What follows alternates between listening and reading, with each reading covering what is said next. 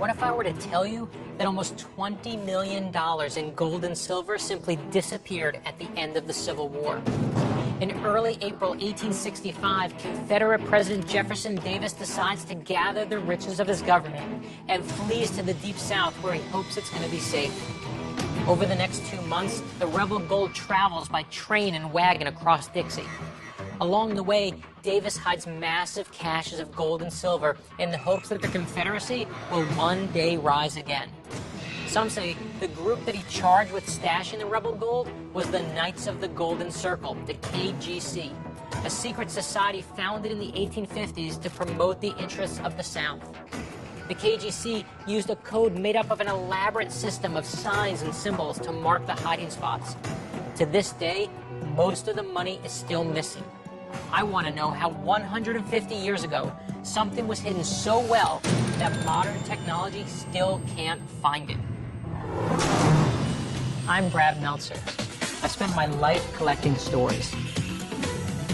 The best include signs, symbols, and codes, secret meanings that are hidden in plain sight. Some have become the basis for my novels, but I've only scratched the surface of what's out there. And now, history has given me the resources to investigate the rest. This is Decoded.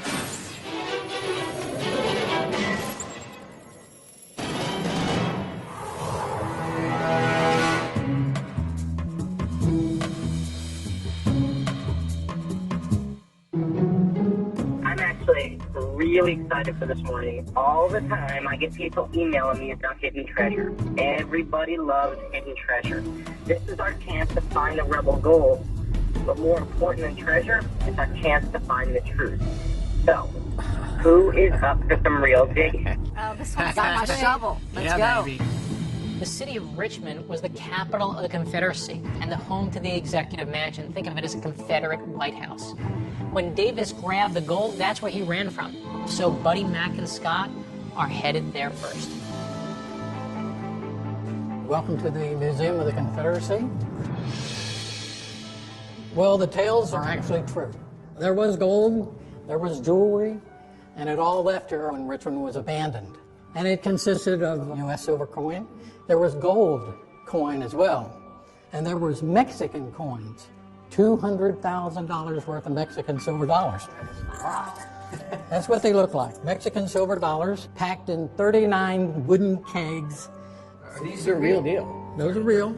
In addition to that, there were 6 Virginia banks that had their assets travel with the Treasury south. The Confederate Treasury amounted to $500,000 in 1865. That's about $10 million today. And the Virginia bank assets worked out to over $9 million today. That meant Davis had over $19 million. He knew it.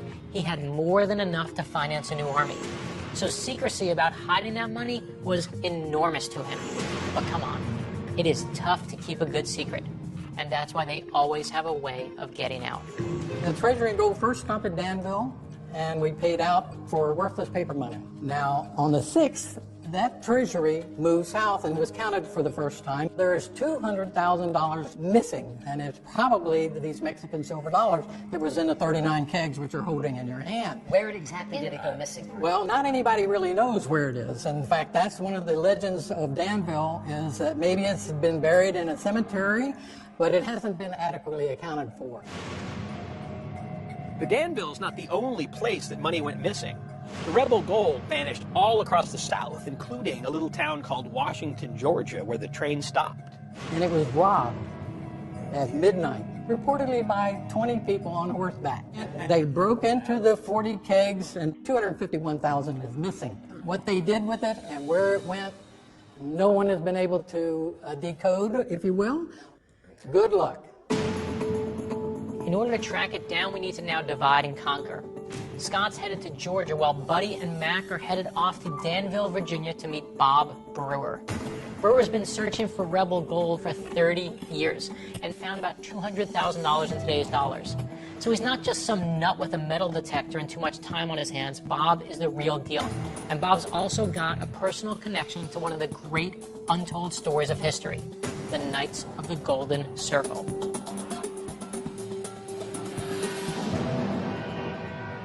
You like a Yankee in Confederate country? Yeah, I wonder how much he is willing to talk about it, because if his family and the Sentinels before him protected it, is there some kind of disloyalty in talking about it?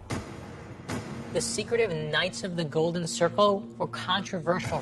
They grew out of an attempt in the 1850s to claim Mexico's Yucatan Peninsula as part of the United States.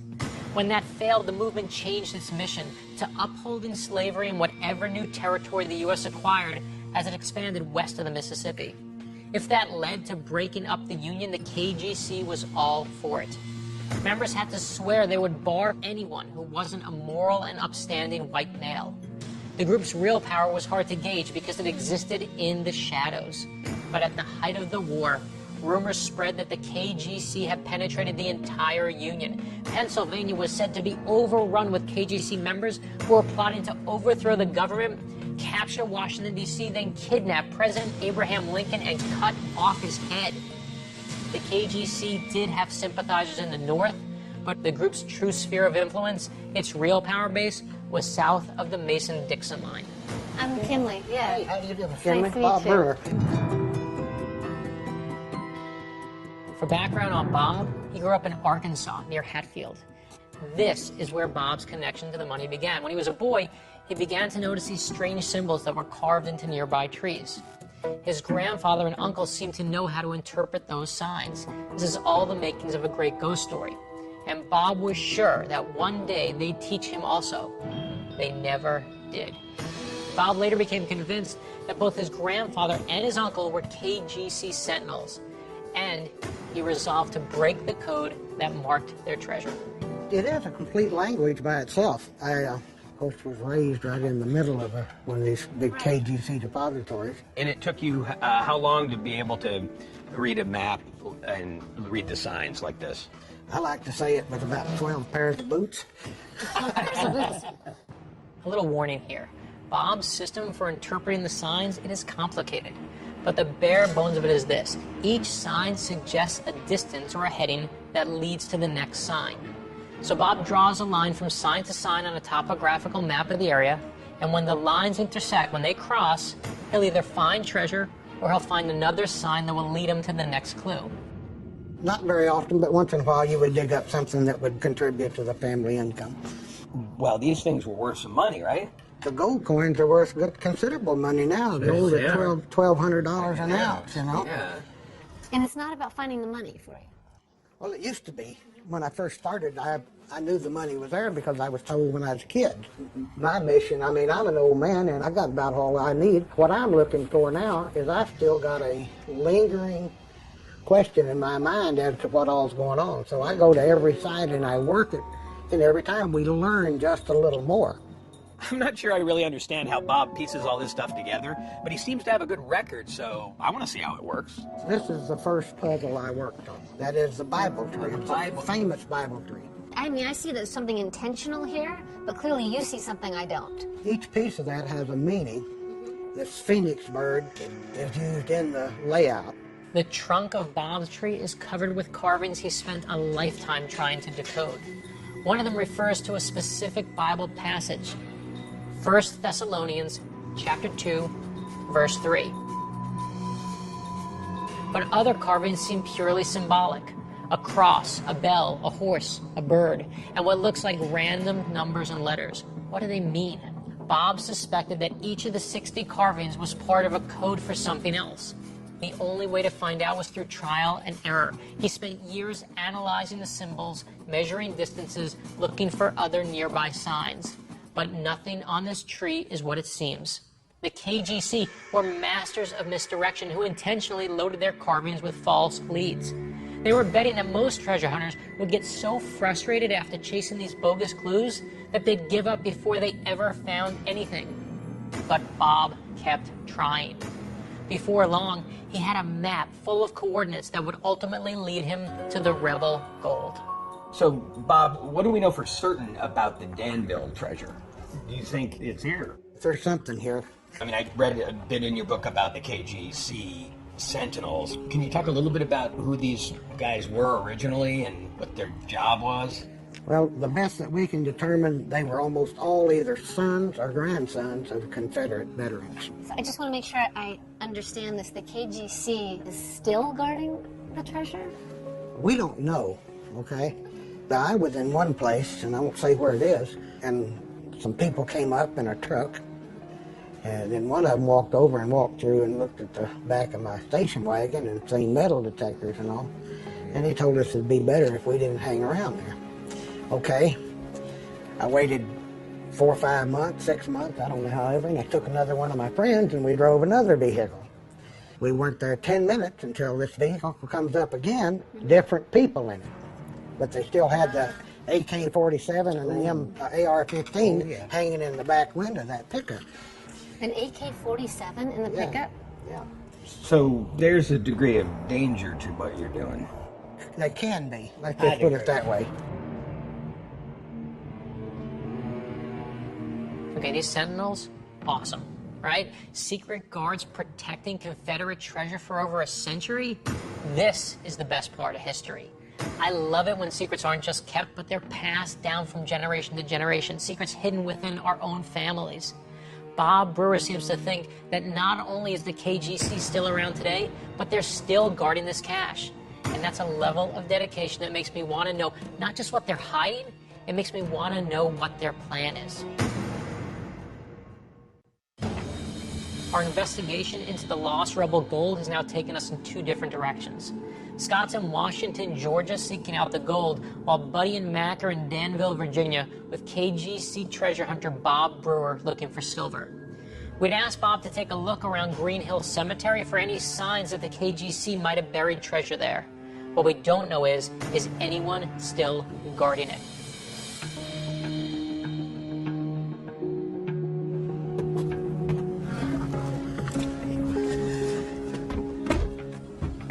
This is the place that I determined we need to start working on this layout. We call treasure areas layouts because they laid out the thing in a pattern. So this is an American holly tree. You see how smooth the bark is. The carvings last forever. And this carving has been here a really long time. Bob's never going to tell us everything he knows about the KGC signs and symbols, but he's willing to give us some of the basics. For example, the figure 8 carved in this tree might suggest a distance to the next sign. We've got a count of some sort. There's 4 dots. This is the biggest one. A little smaller, and then fairly small. If you ever looked at a topographical map, the biggest circle is at the bottom of the hill. You go up to get smaller and smaller and smaller. Well, that's what they're telling us here. We feel like those are probably surveyor's chains, which are 66 feet per chain, and that would put us about 264 foot uphill. And I think we're going to find an 8. We're going to find an 8? The reason we're using this small, lightweight, disposable wheel is because if we have to get out of Dodge quick, we can leave it behind. All right. Okay. Here we go. I hope we don't. Buddy, are you looking for snipers while we do this? Yeah, I told you, right? Buddy and Mac are starting to doubt it. Bob's method for hunting KGC money is complex, and it's based on trial and error. It is not an exact science. Basically, Bob will interpret the clues he finds. In this case, to look for a number 8, 264 feet uphill from where they are now. And then he'll go where the clue tells him to go, and then he'll start looking for the next clue or the next sign. Whether you believe it or not, for all the time he's put into studying our nation's history, Bob Brewer, at the very least, gets my respect. That's 264 right there, right on the very edge. Okay. We got something right here somewhere within eyesight from right this point. What we do have is a holly tree right there. That's the place to look. Hey, Bob. Hi. How are you? Scott. Welcome to Washington. Thank you very much. Appreciate you having me down here. We're on the trail of rebel gold, and apparently Jefferson Davis brought a big part of that stuff right here to this bank. Is that correct? That's it. It was a bank even in 1865. What happens to the money? Union cavalry arrive and occupy Washington. And so the gold goes from being protected by Jefferson Davis and his Confederate escort to now being protected by the United States Army. Where does it go from here? The federal commander here agrees to allow it to be taken to the railhead at Abbeville. But despite the fact he has 2 companies of cavalry, he only assigns 5 privates and 2 sergeants to guard these 5 wagon loads of gold. Everyone in Washington must have known about the treasure train, and the countryside was full of former Confederates and deserters from the Union Army, all armed, all desperate. The treasure train got 18 miles east of here to a farm near the Chenault Plantation, where the robbery actually took place on the night of May 24th, 1865. There's some kind of a little marking right there. Anybody see anything? What I'm seeing is this one Oh, right wait here. a minute, wait a minute. Let me back up. This looks very, very familiar. What I see is kind of a priestly-like figure. Is that what I'm seeing? Yeah, or a ghost. Oh, a ghost. Let's see. There's a head. Like a hooded robe, isn't it? Yeah. An arm, Just arm. exactly. Okay. That's a ghost sign. That's telling us a grave is involved. We've got to find a grave, not necessarily gold in the grave. Just a grave is involved. Probably got some codes on it. So you've seen this kind of symbol before, clearly. Well, yeah, we've seen it several places, but anyway, we've got a grave involved, and then the grave should be somewhere in this vicinity, but that's got 8 sides. That's an octagon. That gazebo. That's our 8, John. That's our 8 reference. That's yeah. our 8. It That's is. where the point we're supposed to go, right there. Well, I didn't pay attention to it. And then we got a grave to find from that point. Let's do it. Let's see what we missed.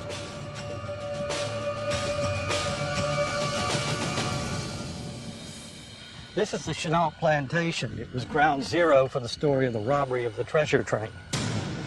At 11 o'clock at night, a man in a blue uniform rode by. Then within an hour after that, 20 raiders attacked the treasure train. The attack was so swift, it was so quiet, it was so well organized that the family living in the house next to where the wagons were parked never heard a thing. This guy in the blue uniform, is there any thoughts as to who that might have been? Well, the raiders themselves said they were members of the 7th and 8th Tennessee Cavalry United States Army. The 7th and 8th were former Confederates from East Tennessee who had joined the Union Army. I love this story. You got a group of soldiers who used to be in the Confederate Army, and then they switch sides and become part of the Union Army. And after the war is over, they then disguise themselves as Confederates, and they rob the guys they were supposed to be working for. And it just gets better from there. The raiders busted open barrels of gold and sacks of gold. They stuffed their pockets, they stuffed their saddlebags, their haversacks with gold. One poor soldier didn't realize his haversack had a hole in it, and so he rides off with his treasure, leaving a trail of coins behind him. According to some accounts, the raiders left as much as $40,000 on the ground. Witnesses reported that gold was piled as high as their ankles, and local legend said that some of the stolen gold was actually buried near the plantation, and after a heavy rain, the coins would wash up on the dirt roads nearby. That is a high-class litter problem. So it's completely unclear where this money ended up. Some of it is still out there. Some of it could be. I don't see why it couldn't be. Despite the fact that there was nothing to link the Chenault family to the robbery, they paid a huge price for the raid that took place on their property. Angry Union soldiers tortured the men, strip-searched the women, and even shot the family dog, whose name was Jeff Davis. The Chenaults were thrown in jail, but were soon proven innocent and set free.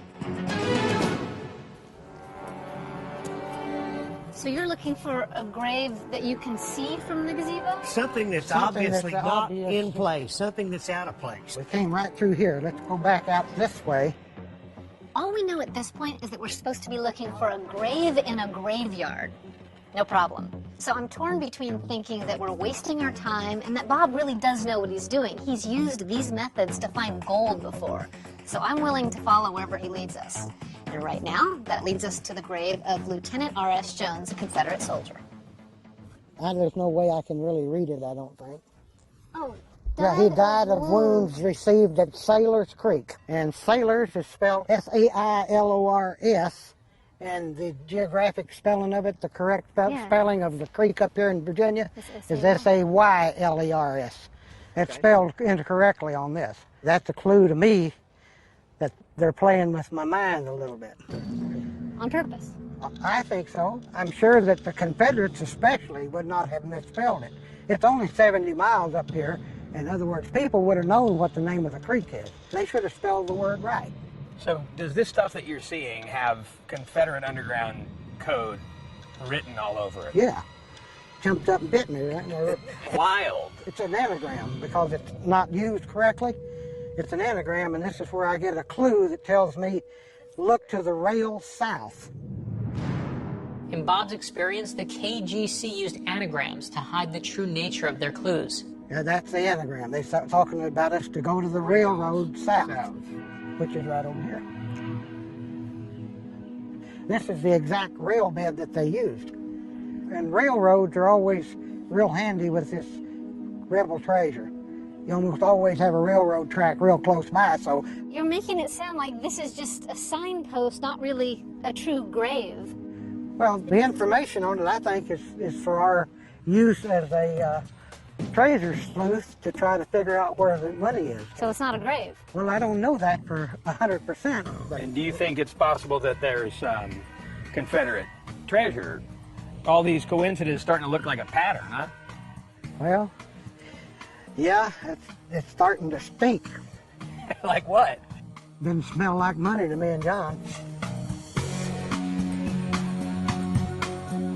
Bob's system for interpreting the supposed KGC signs is complicated. And by complicated, I mean, it seems like he's not just on the crazy train, he's the engineer. But that doesn't mean he's wrong.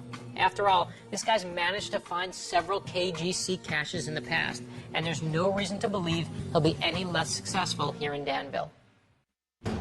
We are looking for rebel gold. Buddy and Mac are searching Green Hill Cemetery in Danville, Virginia, with KGC treasure expert Bob Brewer. At the same time, Scott's with Bob Davis, Civil War expert at Chenault Plantation near Washington, Georgia, the site of a major raid where Confederate gold was confiscated by the Union Army. But the big question is, who masterminded the raid in the first place? We've been hearing about this mysterious organization, the KGC. Do you think there was any involvement with them? The Knights of the Golden Circle, they had the dream of a giant American-controlled sugar plantation society that would include all of the Caribbean. That's the Golden Circle that they're talking about. So historically, we know that the KGC existed. The famous Missouri outlaw Jesse James was believed to have been an operative of the Knights of the Golden Circle. The assassin, John Wilkes Booth, even the bank officials who are here overseeing the gold. How do we know that they weren't members of the Knights of the Golden Circle? But then that's the problem with secret societies. They tend to be secret. So while there's no proof that the KGC were involved in the raid at the Chenault Plantation, there's no evidence that they weren't either. I'm done here at Chenault, and it's time to head back to Danville. So this is your XY coordinate system? That's what it is. Okay. Now, if you've got a gun or anything on you, make sure you don't get close to it. That's right. I've got to unload my Okay, pockets I as gotta well. unpack.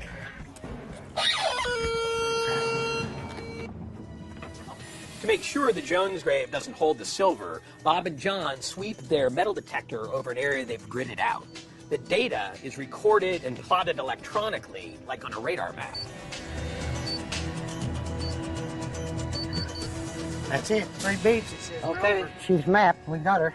You dump the metal detector's output signal into this, and it's going to show you stuff that you wouldn't believe. So where do we go from here? You said the south rail? Okay, we're going to go to rail south. And a lot of these symbols are easy to miss. I mean, you walk by them 5 times, and all of a sudden it'll strike you. Rail south is right behind that little hill down there. The line comes through here somewhere. Bob, we've What? got a holly tree here, and it's got our favorite H carved into it. Wow. Yep. That's a nice one. Large side on the left, just like in the pictures that I showed you. What's it mean? Well, it can mean several things. It can mean heart. It can mean heaven. Why wouldn't they just put a T for treasure, a C for Confederate? I mean, you could take any letter and make... That'd blow the code then, wouldn't it? Looks like we've got a travel sign on the back. Oh, we sure do. Travel sign, go uphill that direction, and what's uphill and up that direction? Rail south right there. I don't think that Bob and John are being deliberately cryptic, but it's almost as if they speak a different language and we only understand a few words. And what we need to do is find something right here in line at the rails. Come on. There's something here, John, I don't know what it is, but the tag or a mark or I don't see anything there. You follow from gazebo to gazebo through to the rail. Yeah, this is close enough. We ought to be finding something around here if we could. That railroad is supposed to be our maybe stopping point on that line, or something right here by rail south. We really can't figure out what the rail south clue is supposed to be, and the geologger data from the Jones grave revealed nothing, so we're wrapping it up at the cemetery. Brad, it's really fun, and these guys are the real deal, you know? Yeah. They've legitimately found treasure before, and the methods they use obviously work. However, when we were just in the cemetery with them, some of it seems to reach pretty far. You know, there's an outline that maybe looks like a ghost, or there's an anagram that turns into a hint. I just wonder if they're kind of hiding something from us as well. In terms of what, like just an outline to show you it, or? I think that Bob believes that he's part of a higher calling in a sense, and so I think he's proprietary. He wants to tell us, but he knows that it's for the initiated, and we're not it. No one wants to feel like they're being a sucker, ever. Yeah. But what I say is this. People have looked their whole lives to find the Confederate treasure and found nothing. So if Brewer is finding new clues, if he's adding that puzzle piece, that's amazing. Right? Yeah. That, to me, is real decoding.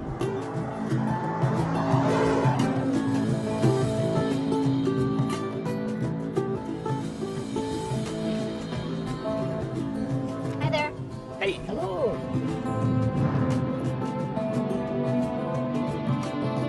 The story that we heard is that at the end of the war, a bunch of treasure left Richmond. right? And jewels. In a big hurry. It took a very circuitous route, and it ended up, possibly some of it ended up here. Yeah, the 9 trains actually left Richmond to bring all the government officials and the treasure to Danville. The second train to leave actually had the floor of the one of the boxcars to collapse. Wait, the floor? The floor of one of the cars behind the engine collapsed, derailed the engine, and as a result, 5 soldiers lost their lives.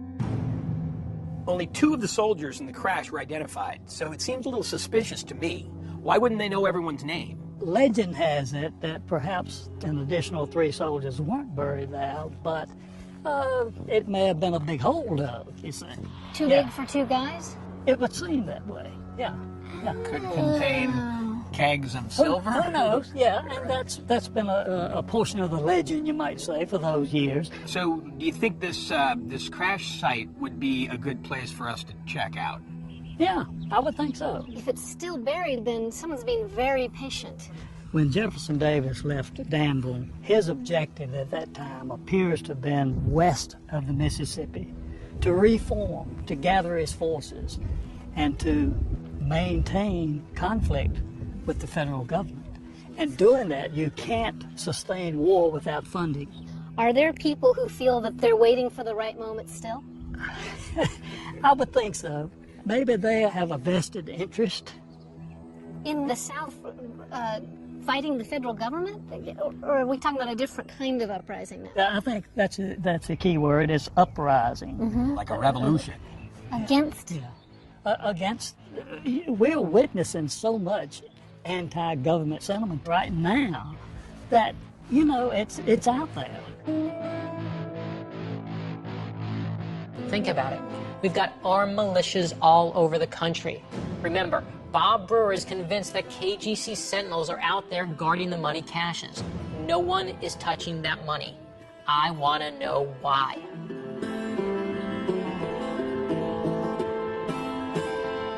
Did you get anything about KGC? Some Confederate soldiers dressed as Union soldiers knew this was going to happen, and they actually planned and committed the robbery. Now, I don't know whether these people that took it from there are KGC or not. I'm not sure, but it does seem like they had an organized plot and conspiracy to come take this. So they're taking back some of their own money in their minds. That's what it seems like to me. We're into something that's much bigger than just these caches, I think. Right, and my question is, has the time for that common purpose passed, or are these people, whoever they are, do they still exist, and are they still waiting for that time when they dig up their treasure and get to work on whatever their purpose is? To me, the clues to the silver buried in Green Hill Cemetery just aren't clear enough. Bob hasn't been able to zero in on any one location. But at the site where the money train crashed and where the soldiers were supposedly buried, we have a much more precise place to look. If the silver is spread out as McFall believed it was, then maybe some of it's buried there and some of it's buried in the cemetery. Somebody has broken the bottom boot out of there. Broken out here, and the stake, the keeper, has been pulled to the outside. My eyes are tricking me right now in that shade, but does that not look like a deep depression? Oh, it's a pretty good depression. Hey, buddy. Treasure Man, this is our partner, Scott Raleigh. Hey, Scott, I've heard about you. Good to meet you. Good to meet you guys. Thanks. I didn't expect like a real sort of official Well, grave site. it is a grave site, but we've noticed 2 or 3 things here that's kind of troublesome to me. This has been dug sometime in the past few years. Really? There's a depression right there, and it should be not that deep of a depression. They put the stone in here in 1933. Yeah, the stone's 1933, and the 1933 kind of snaps, back to the other cemetery on Jones's grave. Okay. I'm just trying to draw a direct line from the cemetery to here. Jones's grave. That footstone was put there, I think, in 33 or maybe 32. This grave has a 33 date on it. That's close enough for me to start thinking connection. Now, if this is cold in the work that you do, what's your next step? But we'll use it as a point, and we'll try to develop something from it to one of our other points. You mean a point on a map?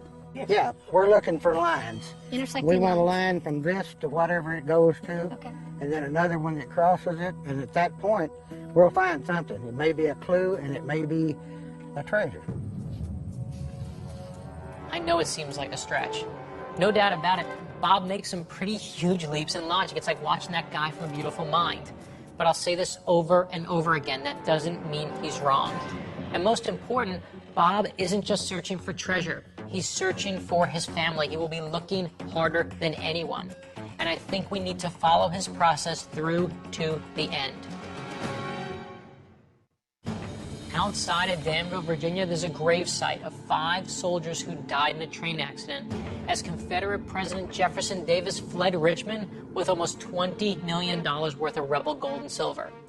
Local legend holds that some of the silver was buried here, along with the soldiers' bodies. Yes, Bob and John rely on low-tech powers like observation and deduction, but they absolutely know when to go high-tech. And though they were still convinced that Green Hill Cemetery was the place to look, they were still waiting for that breakthrough, that aha moment that would take us all to the next stage in the hunt. And so we're at that point right now. We're looking for something to, please help us. We need help. So where the lines cross Right. is ultimately what you're looking for. I think when we get back there, we're going to find something very exciting. We're finding the same exact, not similar, but exact symbols in Danville that we found in Arkansas and we found in other places. The H we found on the holly tree, it's very, very similar to the H on the Bible tree there. And do the H's typically have a biblical reference? Back in the older days, most people were pretty much deeply religious. And so these people knew their Bible, and therefore they could use that Bible as a code. This is an important point. The KGC code relies so much on biblical chapters and verse. Today, most of us have to open a Bible if we want to know what a particular Bible reference is. But back when the KGCs were leaving secret signs to mark their caches, everybody would have known what Matthew 7:7 meant. And I'm telling you right now, if you want to know what Matthew 7:7 is, go look it up. I didn't just pick that out of thin air, but I'm telling you, the KGC members knew what it was. And I have this book. It's called Confederate Treasure in Danville. The very opening on the flyleaf of this book, there's a biblical verse. Matthew. It says, "For where your treasure is, there your heart will be also." There's a heart on that tree. You see that? And there's also an H on that tree. Well, in the cemetery and around places we've been looking with you, we haven't seen a heart yet. You're right. And I think the H is either referring to heaven or heart, or maybe both. Basically, what he's saying is that there's a heart in this layout somewhere, probably in the cemetery, and we've got to find it. So, John felt good about this. Yeah, he says that we got it, and I feel like we probably do too. All right, anything you see out of the ordinary through here, but that's our line right there going to the little bush. I'd like to go get our new map and let's look at it and see what there is here. Wow. Okay, we got this from the superintendent of the cemetery. This is the monument. See, we came from here through here, and our stop sign is right about here. You see what I see? I do see it. Huh? I see it. Oh, Look at that. You found it. John? Pattern on the left side. Yes, it looks exactly like the one we saw in the Oh my goodness. This is the temple. Oh my God. Bob's template is a rectangular piece of clear plastic with some holes drilled in it. It's ridiculous, right? How does it look so simple, and how does he possibly find rebel gold with that? The man who gave it to them said he'd found it in a trunk belonging to a long-dead Confederate veteran of the Civil War.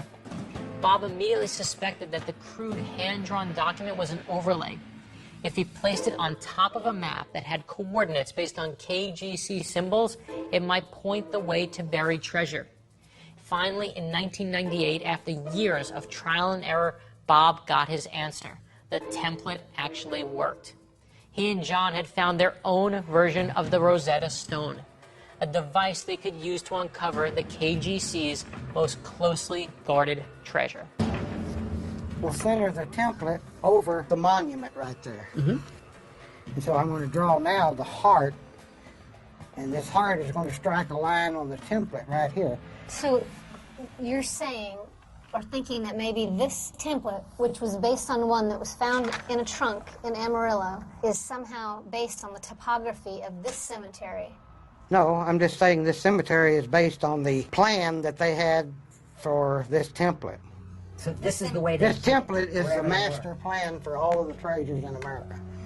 There may be a clue buried in this monument or around it. Honest opinion is we have been directed here, and it's probably going to be a dodge. At this point, I'm beginning to understand what Bob means by a dodge. He says the KGC left behind as many false clues as they did real clues to discourage the wrong people from finding the money. 99.8% no treasure, but maybe a clue. Maybe a clue. Okay. Maybe a But clue. worth looking at. Worth looking at. What do we use to check it out? Well, we can use almost anything we've got, but I think we bring in ground penetrating radar. Ground penetrating radar works like regular radar. It sends out an electromagnetic pulse to the target, and then that pulse bounces back from the underground target, and we receive an image. GPR can pick up almost any object that's at least an inch in diameter. So it could either tell you to dig or tell you not to dig. Not to bother you. All right. Well, I hope this one's telling us to dig.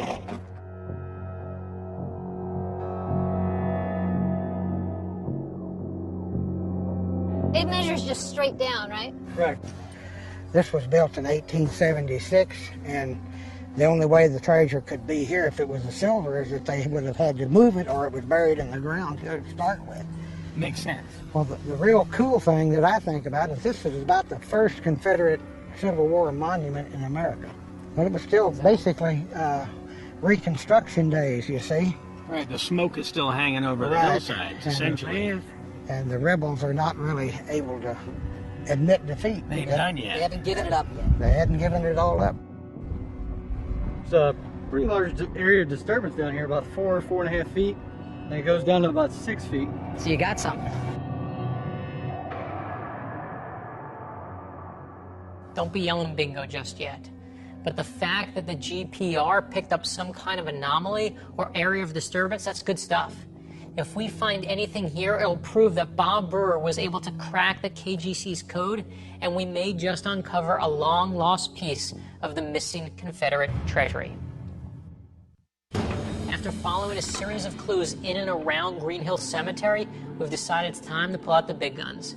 We're using ground-penetrating radar to scan an area that Bob Burr believes either holds a hidden cache of silver or another clue for us to follow. So far, the GPR has paid off. We found an anomaly exactly where Bob told us to look. How dense is it? Can you tell? You're starting around 4 feet, and the secondary is right about 6 feet. When we were going around this, you could actually see the soil density change, and you see actually right here where it comes into like a trench right at this corner of the monument. I mean, it could be from the monument, different soil makeups. They could have dumped a lot of gravel, a lot of rock, a lot of clay here, and it just As opposed to metal. right. If there was something besides soil disturbance, something heavy and metallic down there, would it look different? Yeah, it's going to be a brighter white. Looks like it might have been disturbed after the mound was put here. So we got a false alarm. Why was it disturbed after the mound was put here? This was the question. Somebody come in on the railroad at night and thought it was here and dug. And that's the only area. Have you I been see digging it here, moving. Bob? Yep. Yep. Buddy was out here with a shovel last My night. granddaddy told me where it was, and I got it a long time ago.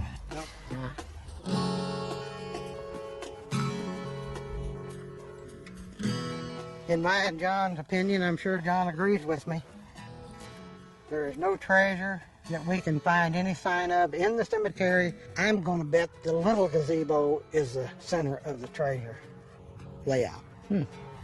That's where you put your 0, 0 on your template. That's when I looked up and got goosebumps. Yep. Okay, that template is going to extend for probably 18 miles in each direction from there. Okay, and so him not finding treasure actually supports that this is the center of your this map. supports the fact that the treasure is elsewhere, and we got maybe a good idea where it is. Maybe we don't. But, And were you going to tell us if you did have a good idea? no, well, I wouldn't. You can tell me. Okay. I won't tell anybody else. Yeah, they all say that. What's up with that? Let me ask you boys this. Does it still smell like money? Yeah. Oh, yeah. Yeah. Big money. But not in this place. We followed a few clues that didn't pan out. Right. But those are necessarily built in because they try to discourage a person where he will give up. And well, we don't give up. We never have. Do you guys want to know where it is so you can find it or so you can guard it? I sometimes wonder about that myself.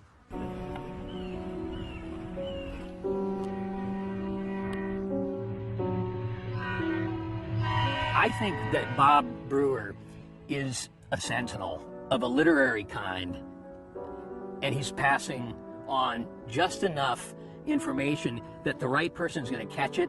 And so in his own words, what I'm going to say is this whole thing has been a dodge. I don't necessarily think Bob is looking for treasure. I think he's exploring the soul of his family. And it seems like the symbols are getting a little more faded and a little harder to follow and a little more far-reaching as the distance between now and the Civil War gets greater. It just seems like there's a little heartbrokenness in it. I do think that there is some missing treasure out there somewhere. But you know, everybody's dream and fantasy is to find buried treasure. I mean, didn't you think that when you were a kid, you know, opening up a treasure chest and it's filled with gold? I thought that 2 days ago. Exactly. And I don't think there's any question, I don't think any of us can question that there's still some of this stuff out there. I don't think it's necessarily being hidden, but some of it's going to be found. Somebody's going to get lucky. Yeah. You never know if there is a pot of gold at the end of that rainbow, right? Right? Let's do it. Let's go. Listen, we are a country founded on legends and myths. We love them, especially legends of treasure. Looking for treasure isn't just part of being an American, it is America. I believe the rebel gold is still out there somewhere, but the bottom line is the only reason the treasures remained hidden for more than 150 years is because it was put there by experts. If it was easy to find, it would have been unearthed a long time ago. And as time marches on, the people with the necessary knowledge, like Bob Brewer, become fewer and farther between.